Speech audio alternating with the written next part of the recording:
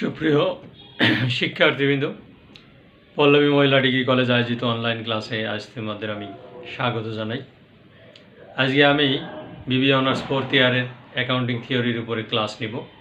ইতিমধ্যে আমি এই চ্যাপ্টারের উপরে একটা ক্লাস নিয়েছি, আমাদের চ্যাপ্টার 14 এবং ইনট্যাঞ্জিবলস, যেটা অস্পর্শনীয়।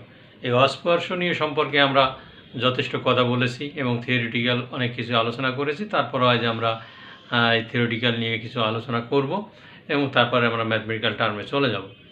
যাই হোক, আজ তোমরা যে যেখানে আসো আশা করি সুস্থ আছো, সুন্দর আছো এবং আমাদের এই অনলাইন ক্লাসগুলো ফলো করছো, সেই আশাবাদ ব্যক্ত করে আমি আমার ক্লাস শুরু করছি। আজকের আমার আলোচনার বিষয় আমি আগে বোর্ডে লিখব, এরপরে সেগুলো আলোচনা করব।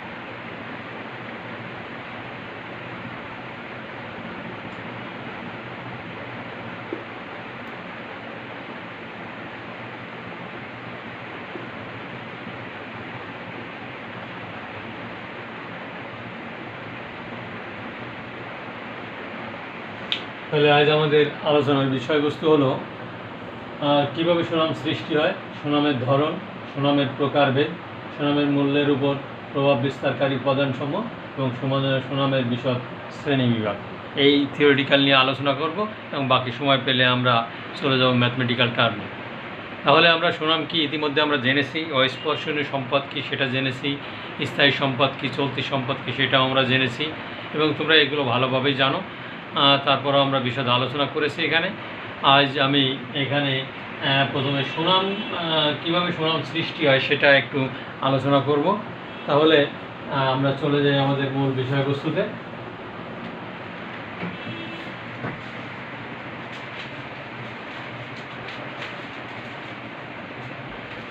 সুনাম একটি অতি মূল্যবান সম্পত্তি। আমরা জানি সুনাম একটি অতি মূল্যবান সম্পত্তি। এই সম্পত্তির কোনো একক বিষয়ের উপর ভিত্তি করে সৃষ্টি হয় না। সাধারণত একক বিষয়ের উপর ভিত্তি করে এটা সৃষ্টি হয় না। সাধারণত কোনো প্রতিষ্ঠানের সার্বিক অবস্থার উপর ভিত্তি করে সুনাম সৃষ্টি হয়। তাহলে বোঝা গেল যে একটা প্রতিষ্ঠানের সার্বিক ভিত্তির উপর ভিত্তি করেই এই সুনাম সৃষ্টি হয়। যে সকল বিষয়গুলো সুনাম সৃষ্টিতে বিশেষ ভূমিকা রাখে সেগুলো আমি এখন বলবো। সেগুলো হলো, 1 নম্বরে ব্যবসা প্রতিষ্ঠানের পরিচালনার দক্ষতা, ব্যবসা বা প্রতিষ্ঠানের অবস্থানগত সুযোগ সুবিধা, ক্রেতা সাধারণের যাতে পণ্য ক্রয়ে আকৃষ্ট সন্তুষ্ট হয় সেই জন্য প্রয়োজনীয় সকল ব্যবস্থা গ্রহণ, প্রতিষ্ঠানের স্বাভাবিক কার্যক্রম ধারাবাহিকতা রক্ষা করা, ক্রেতার চাহিদা মোতাবেক সময় মতো পণ্য সরবরাহ করা, পণ্য বা সেবার উৎকর্ষ সাধন ও ন্যায্য মূল্য প্রদান করা, কাঁচামাল সংগ্রহ ক্রয়ের সুবিধা, ক্রেতা ও ভোক্তাদের মধ্যে উত্তম ব্যবহার, প্রতিষ্ঠানের নিয়োজিত ব্যক্তিদের শিক্ষা দীক্ষা, আচার আচরণ ও কর্মদক্ষতার সুখ্যাতি এবং সর্বশেষ গ্রন্থস্বত্ব ও প্যাটেন্ট সত্ত্বের অধিকারী। তাহলে কিভাবে আমাদের সুনাম সৃষ্টি হয়? মোট কথা হচ্ছে প্রতিষ্ঠানের দক্ষতার উপরে সাধারণত আমাদের সুনাম সৃষ্টি হয় এবং প্রতিষ্ঠানের পণ্যের মূল্যের উপরে এবং পণ্য কোনটা ভালো কোনটা মন্দ তার উপর নির্ভর করে আমাদের সুনাম সৃষ্টি হয়। আমরা যে মোটামুটি যতগুলো আলোচনা করলাম তার ভিতর থেকে এই কয়েকটি প্রধান। এরপরে আমরা চলে আসবো সুনামের ধরন। তাহলে আমাদের কিভাবে সুনাম সৃষ্টি আমি আবারও বলছি যে ব্যবসা প্রতিষ্ঠানের পরিচালনার দক্ষতার উপরে সুনাম সৃষ্টি হয়, ব্যবসা বা প্রতিষ্ঠানের অবস্থানগত সুযোগ সুবিধার উপরে সুনাম সৃষ্টি হয়, এটা সাধারণত যাতে পণ্য ক্রয় আকৃষ্ট সন্তুষ্ট হয় সেজন্য সকল ব্যবস্থা গ্রহণ করে সুনাম সৃষ্টি হয়, প্রতিষ্ঠানের সাময়িক কার্যক্রম ধারাবাহিকতা রক্ষা করা হয় এবং তার জন্য সুনাম সৃষ্টি হয়, পণ্য বা সেবার উৎকর্ষ সাধন ন্যায্য মূল্য প্রদানের সুনাম সৃষ্টি হয়, কাঁচামাল সংগ্রহ ও বিতরণের ক্ষেত্রে এবং পণ্য তৈরি করার ক্ষেত্রেও সুনাম সৃষ্টি হয় এবং ক্রেতা ও ভোক্তাদের সাথে উত্তম ব্যবহার, ক্রেতা এবং ভোক্তাদের সাথে উত্তম ব্যবহারের ফলেও সুনাম সৃষ্টি হয়। এই হলো আমাদের সুনাম সৃষ্টির কারণ। এরপর হচ্ছে সুনামের ধরন, অর্থাৎ সুনাম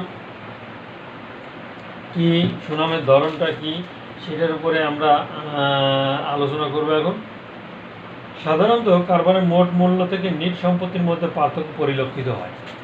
এটা আমরা সবাই জানি যে সাধারণত কারবারের মোট মূল্যের উপর থেকে নিট মূল্যের মধ্যে পার্থক্যই পরিলক্ষিত। পার্থক্য হতে পারে ইতিবাচক বা নেতিবাচক এবং পার্থক্য থেকে সুনামের মূল্য চিহ্নিত করা যেতে পারে। অর্থাৎ পার্থক্য ইতিবাচক হলে ওই পরিমাণটুকু হবে সুনাম, আর সুনামকে কারবারের অন্যান্য সম্পত্তি থেকে আলাদা একটি ধারণায় সংজ্ঞায়িত করে আমরা কি কি বৈশিষ্ট্য হতে পারে সেগুলো এখন দেখব। সুনামের সাথে কারবারের সম্পাদিত অন্য কোনো ব্যয়ের সাথে নির্ভরযোগ্য বা পূর্ব ধারণাগত সম্পর্ক নেই। সুনামের গঠনের জন্য কোনো একক অস্পর্শনীয় উপাদান জড়িত নয়। অতি স্বল্প সময়ে ব্যবধানে আভ্যন্তরীণ ও বাহ্যিক পরিস্থিতিতে সুনামের মূল্যের ব্যাপক পরিবর্তন হতে পারে। সুনামের মূল্য নিরূপণ অতি উচ্চমানের দার্শনিক ও ধারণাগত বিষয়। আমাদের সুনামের ধারণটা কীরকম হতে পারে? যে কারবারের সাধারণত মোট মূল্য থেকে নিট সম্পত্তির মধ্যে পার্থক্য পরিলক্ষিত হয়। এই পার্থক্য হতে পারে ইতিবাচক বা নেতিবাচক এবং এই পার্থক্য থেকে সুনামের মূল্য চিহ্নিত করা যেতে পারে। অর্থাৎ পার্থক্য ইতিবাচক হলে ওই পরিমাণটুকুই হবে সুনাম। এরপরে আমরা আসবো সুনামের প্রকারভেদ, অর্থাৎ সুনাম কত প্রকার, কি কি সুনামের প্রকারভেদে আসবো। তাহলে আমাদের প্রথমে হলো সুনাম কীভাবে সৃষ্টি হয়, সুনামের ধরন।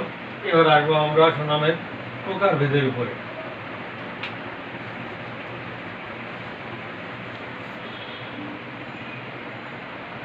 সুনামের একক নির্ভর করে কারবার সুনাম কি উপায়ে পেয়েছে, তা কি অন্যান্য সম্পত্তির মতো ক্রয় হয়েছে নাকি বিদ্যমান ব্যবসায়ের পরিচালনা করে সুনাম অর্জন করেছে।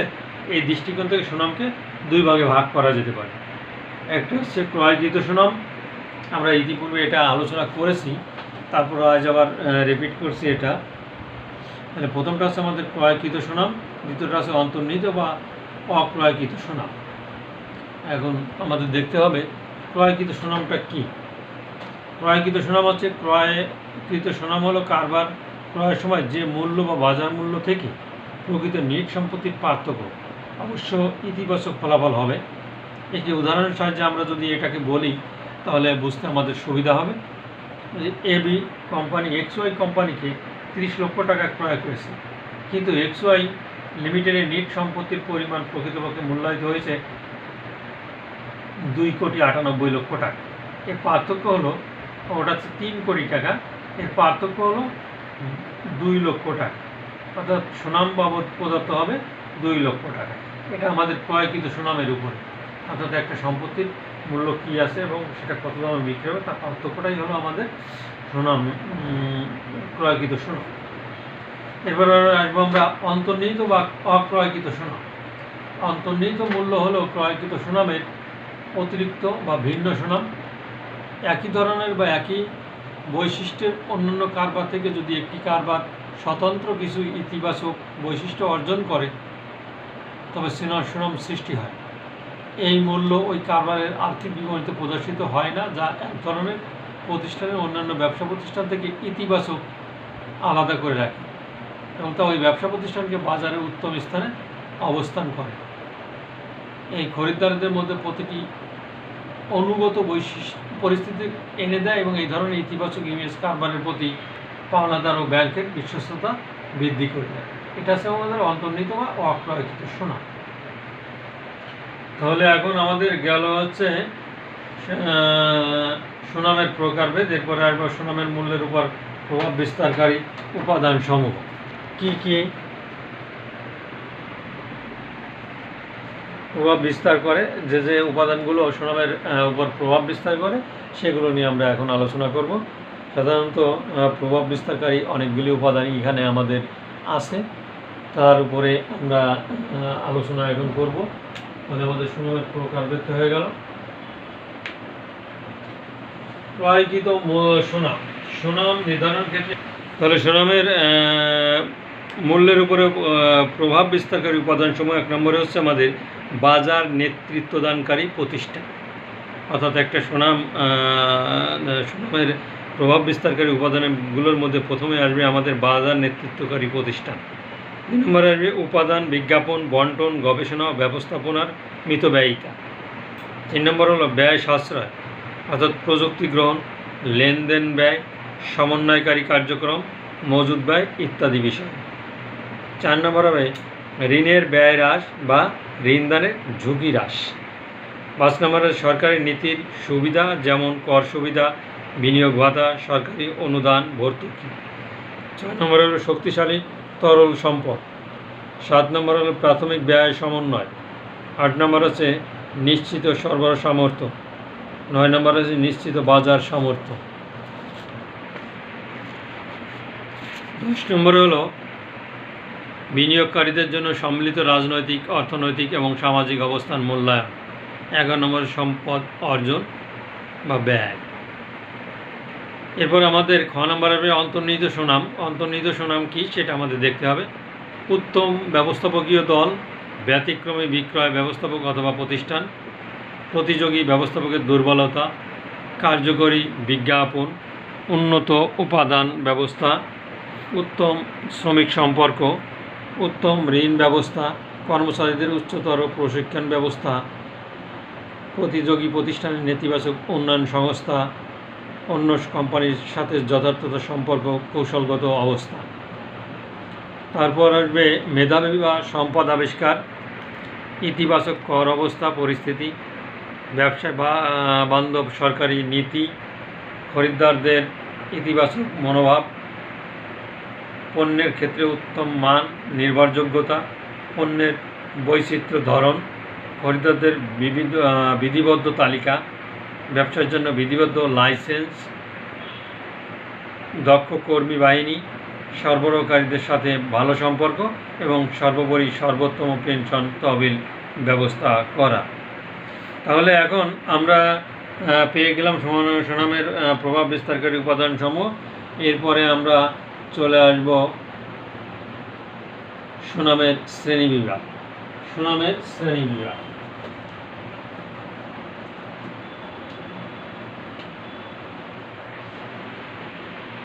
সুনাম সম্পর্কে বিভিন্ন বিশ্লেষণ, পর্যালোচনা ও দৃষ্টিকোণ হতে ইত্যাদি দিক দিয়ে স্ট্যানলি রোল্যান্ড এর ব্যাখ্যা থেকে নিম্ন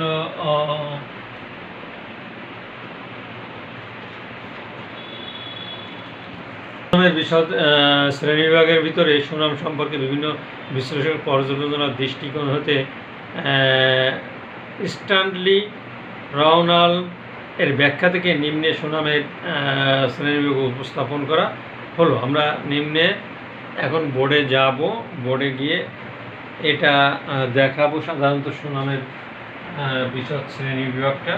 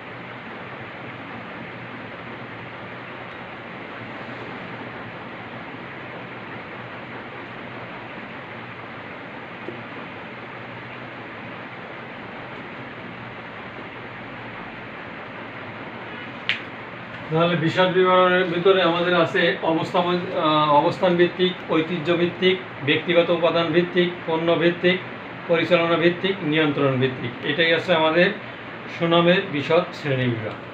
তাহলে সুনামের বিশদ শ্রেণী বিভাগের ভিতরে অবস্থান ভিত্তিক, ঐতিহ্য ভিত্তিক, ব্যক্তিগত উপাদান ভিত্তিক, পণ্য ভিত্তিক, পরিচালনা ভিত্তিক, নিয়ন্ত্রণ ভিত্তিক। এখন কথা হচ্ছে এই অবস্থান ভিত্তিক সুনামটা কি? ব্যবসার ধরন বা পণ্যের জন্য একটি নির্দিষ্ট স্থান ঘিরে সুনাম সৃষ্টি হয়। ওই স্থানে কারবারের থাকাটা একটা সুনাম। যেমন ঢাকার কারওয়ান বাজারের কাঁচা পণ্যের ব্যবসা, এটা হচ্ছে আমাদের অবস্থান ভিত্তিক। এরপর আছে ঐতিহ্যগত ভিত্তিক সুনাম। ঐতিহ্যের সাথে তাল মিলিয়ে আধুনিকতার ছোঁয়া পেলে পণ্য বা সেবার প্রসার ব্যাপক বৃদ্ধি পেতে পারে, এই জন্য সুনাম সৃষ্টি হয়। তাহলে এটা হচ্ছে আমাদের ঐতিহ্যগত ভিত্তিক। ব্যক্তিগত উপাদান ভিত্তিক সুনাম হচ্ছে ব্যক্তিকে ঘিরে সুনাম সৃষ্টি হয়। তার মেধা, প্রজ্ঞা, ব্যবহার, কাজ, সিদ্ধান্ত, শিক্ষা ইত্যাদি গুণাবলী দিয়ে নিজেই একটি প্রতিষ্ঠানের হিসাবে কাজ করতে পারে। যেমন কোনো বিশেষজ্ঞ প্রকৌশলী, ডাক্তার, চার্টার্ড অ্যাকাউন্টেন্ট বা যে কোনো একজন। পণ্যভিত্তিক সুনাম, যখন একটি পণ্যকে ঘিরে সুখ্যাতি ছড়িয়ে পড়ে, খরিদ্দারগণ ওই পণ্যের প্রতি একটি বিশেষ আশা এবং আকর্ষণ অনুভব করে, তথা ওই পণ্য একটি সুনাম। যেমন সনি ব্র্যান্ডের টেলিভিশন। এরপর আছে পরিচালনা ভিত্তিক সুনাম। কারবারের উদ্দেশ্য সমূহ উত্তম রূপে অর্জনের মূল্য, কারবার পরিচালনা, সুদক্ষ ব্যবস্থাপনা ইত্যাদি সুনাম অর্জিত হতে পারে।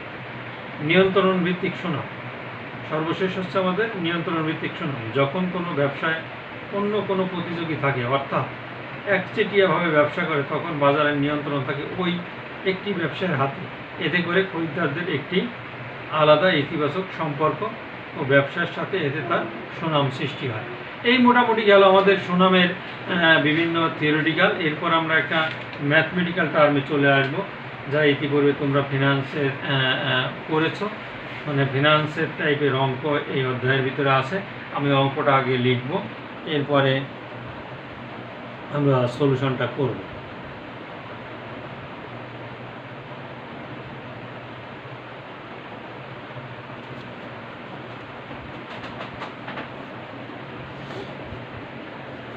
আমরা একটা বোর্ড কোশ্চেন করব।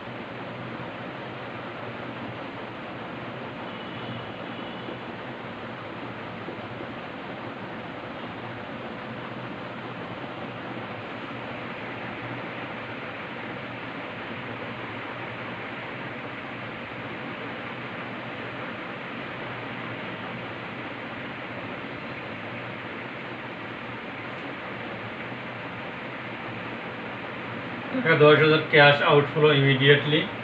2 নম্বর আমার আছে টাকা 30,000 cash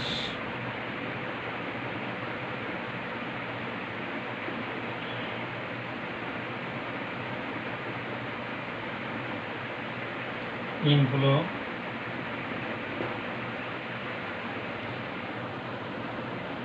3 years from now।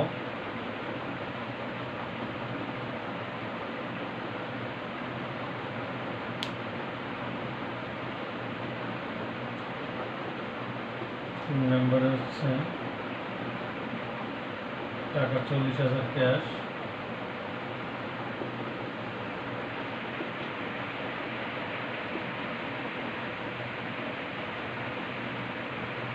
Outflow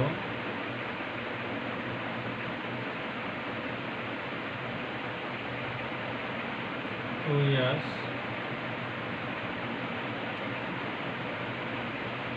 from now।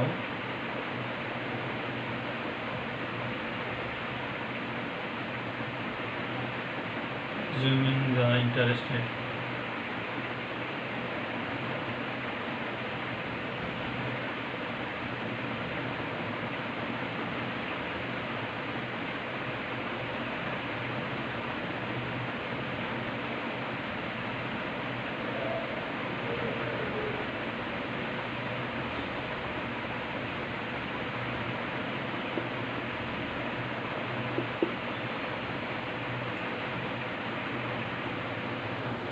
ম্যাথটা আমাদের এই, what is the present value of টাকা 10,000 ক্যাশ আউটফ্লো ইমিডিয়েটলি। 2 নম্বর হচ্ছে টাকা 30,000 ইনফ্লো 3 years from now। 3 নম্বরে হচ্ছে টাকা 40,000 cash outflow 2 years from now। Assume the interest rate is 10%। এই ম্যাথটা আমরা এখন করব। ম্যাথটা একটু ভালো করে দেখো।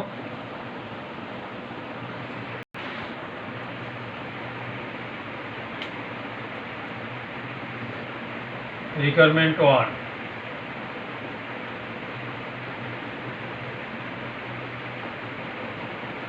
we know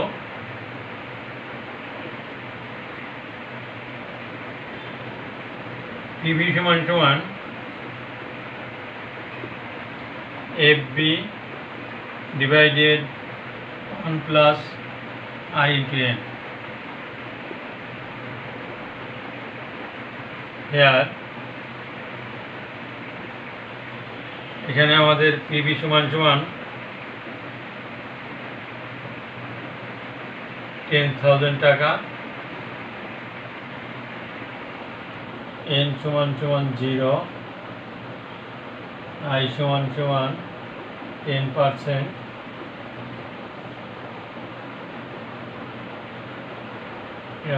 এফবি সমান সমান 10%, পিবি সমান সমান হট। পিবির মানটা আমাদের বের করতে হবে। আমরা তাহলে এখানে মানটা বসিয়ে দিলেই হবে। এখানে এফবি আছে 10,000, 1 প্লাস আই আছে 10%, অর্থাৎ 0.10।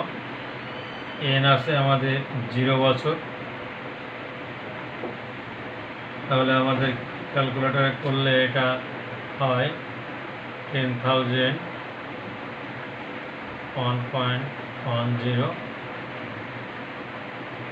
একে যদি আমরা ভাগ করি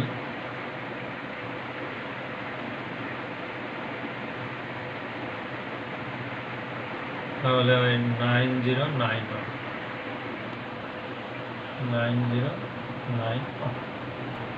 তাহলে দেখা যাক কি হলো আমাদের। উই নো পিভি সমান FB into 1 plus I into N. এখানে আই বা আর যে কোনো কিছু কে দিয়ে বসানো যায়। এখানে এফবি আছে আমার ফিউচার ভ্যালু দেওয়া আছে 10,000 টাকা, আর পিবির মানটা আমাদের বের করতে হবে। আর আই মানে ইন্টারেস্ট রেট আছে 10%। এন এখানে আমাদের বছর দেওয়া নেই মানে 0। তাহলে আমরা সেই অনুযায়ী অঙ্কটা বসিয়ে ক্যালকুলেটর চাপ দিই, যেটায় 9091 টাকা, অর্থাৎ প্রেজেন্ট ভ্যালু হবে 9091 টাকা। এরপর আমরা রিকোয়ারমেন্ট 2-তে চলে যাব।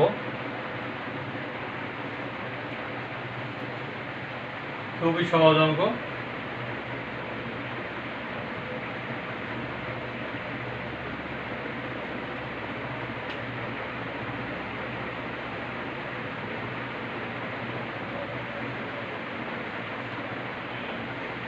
রিকোয়ারমেন্ট টুতে আমাদের আছে পিভি সমান সমান আগের সূত্রটাই, পিভি সমান সমান FB divided 1 plus I into N,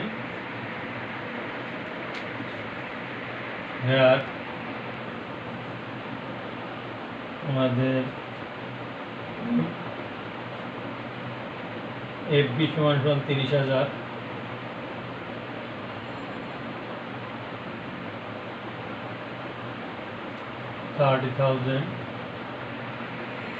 N সমান সমান 3 বছর দেওয়া আছে, আই ইকুয়াল টু 10%, পিভি সমান সমান 5।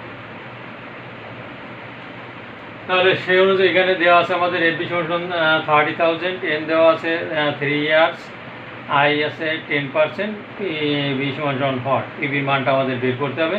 তাহলে এখানে আমরা বসাই দিই, এফবি আসছে আমাদের 30,000,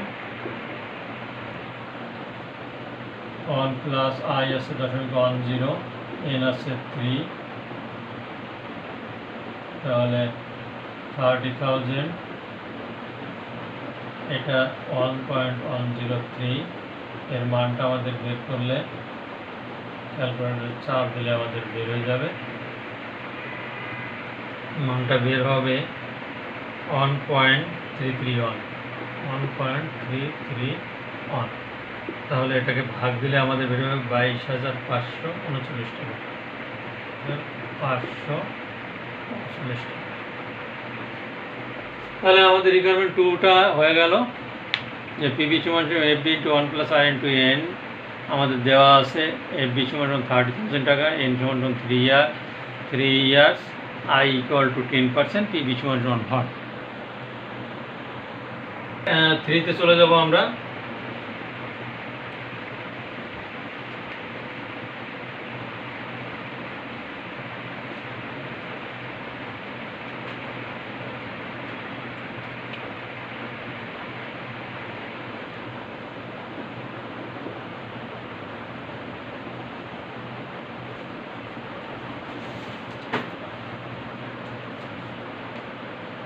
We know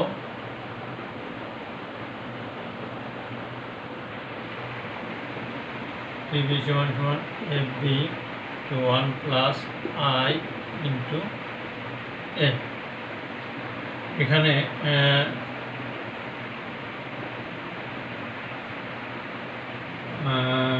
FB সমান সমান 40,000 টাকা, N সমান সমান 2 ইয়ার্স, I সমান সমান 10%, PV সমান সমান 5। খুবই সহজ অঙ্ক। তাহলে আমরা এখানে বসিয়ে দিই 40,000 1 প্লাস 0.10 into 2, 40,000 102। এখন এটা বাঙালি আমাদের ক্যালকুলেটরে চাপ দিলে 1.21 আসবে, অর্থাৎ 40,000 40,000 1.21। এটাকে যদি আমরা ভাগ করি তাহলে আমাদের 33,058 টাকা আসবে।